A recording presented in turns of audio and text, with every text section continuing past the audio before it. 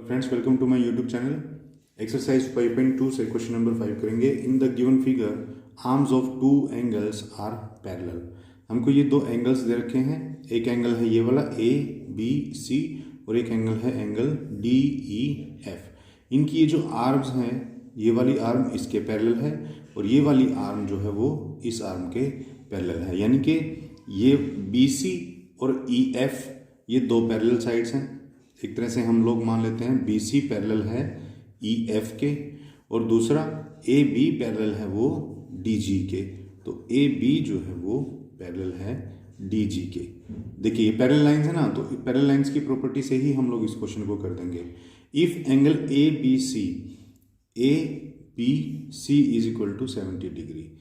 Friends, मैंने आपको बताया है कि जो एंगल के नेम के अंदर सेंटर वाला पॉइंट होता है ना, वही वर्टेक्स होता है जिसके ऊपर कोई एंगल फॉर्म हो रखा है। तो यहाँ पर बी है बीच में, तो बी पर ही ये 70 डिग्री का एंगल हमको दिखा रखा है।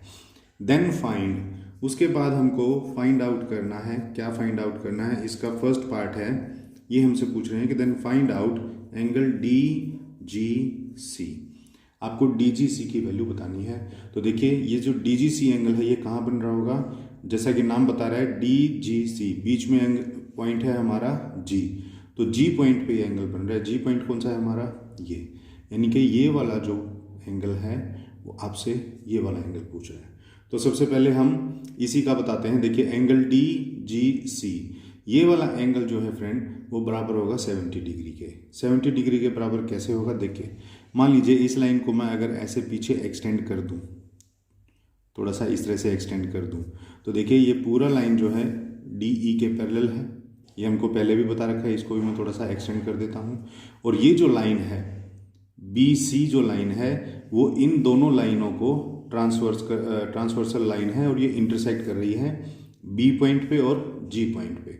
अब बी और जी पॉइंट जो हैं वो देखिए आप, अगर मैं इसको थोड़ा सा ऐसे रोटेट कर दूंगा इस डायग्राम को, तो देखिए ये पैरेलल लाइन है, ये पैरेलल लाइन है, ये इनको ट्रांसवर्सल ये वाली लाइन काट रही है। तो इस वाले एंगल की पोजीशन इस वाले एंगल के बिल्कुल बराबर है। क्यों? क्योंकि ये दोनों ही एंगल जो है कोरस्पॉन्डिंग एंगल बने हुए हैं। तो कोरस्पॉन्डिंग एंगल हैं, तो ये एंगल जी भी जो है वो 70 डिग्री का हो जाएगा। तो हमको बस सिंपली इसमें यही करना है, एंगल डी जी सी जो हमको बोला हुआ है वो 70 डिग्री का बोला हुआ है, तो 70 डिग्री का हमने लिख दिया। ब्रैकेट में रीजन हमको जरूर लिखना पड़ेगा। रीजन है ये दोनों कोरस्पॉन्डिंग एंगल्स हैं। फ्रेंड्स, रीजन के ही मार्क्स इसमें मिलेंगे। अगर रीजन नहीं लिखा तो हमको इसके अंदर कोई मार्क नहीं मिलने वाला है, क्योंकि एग्जामिनर को ये पता तो लग ही नहीं पाएगा कि ये 70 डिग्री हमने कैसे लिख दिया। ओके, उसके बाद है इसी का second part, find angle D E F. D E F हमको फाइंड आउट करके देना है। एंगल डी ई एफ यानी कि ई जो है वो सेंटर पॉइंट है, तो यानी ई के ऊपर ये एंगल बन रहा है। देखिए डी ई एफ यानी कि ये वाला एंगल। क्लियर? अब आपको ये वाला एंगल बताना है। तो देखिए फ्रेंड, इसके ऊपर भी सेम पैरेलल लाइंस वाली ही प्रॉपर्टी लग रही है। देखिए लाइन बी सी पैरेलल है ई एफ के, ये हमने अभी लिखा ही था। और अगर इस लाइन को मैं थोड़ा सा इस तरह से एक्सटेंड कर दूं और ये लाइन इस तरह से नीचे एक्सटेंड हो रखी है, तो देखिए ये दोनों पैरेलल लाइन है और ये एक ट्रांसवर्सल लाइन इसको काट रही है पॉइंट जी और पॉइंट ई पर। तो मैंने आपको बताया था सेम पोजीशन के जो एंगल्स होते हैं वो क्या होते हैं? कोरस्पॉन्डिंग एंगल्स होते हैं और उनकी वैल्यू जो है वो बराबर होती है।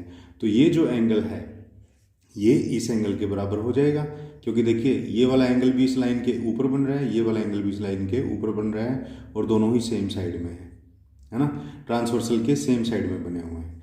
तो इसी तरह से हम इनको लिख देंगे। नाउ वी नो दैट, हम लिखेंगे पहले रीजन ही लिख देते हैं। We know that D E is parallel to A B, ये वाली इसके पैरेलल है और ये वाली ई एफ के पैरेलल है। And B C is parallel to E F, ये दोनों लाइन एक दूसरे के पैरेलल हैं।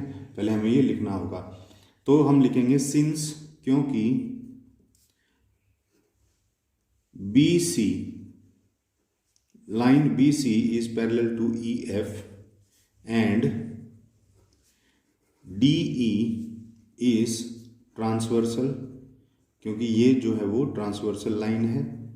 तो angle G will equal to angle E, और ये दोनों ही क्या हैं, कोरस्पॉन्डिंग एंगल्स हैं, कोरस्पॉन्डिंग एंगल्स हैं। ये रीज़न फ्रेंड मैं आपको बार बार बता रहा हूँ, रीज़न अगर हम नहीं लिखेंगे तो हमारे मार्क्स कट जाएंगे।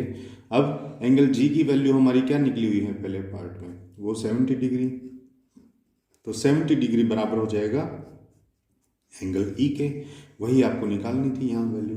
तो बस इसको हम उल्टा करके लिख देंगे, angle E is equal to 70 degrees, यही हमको निकालना था।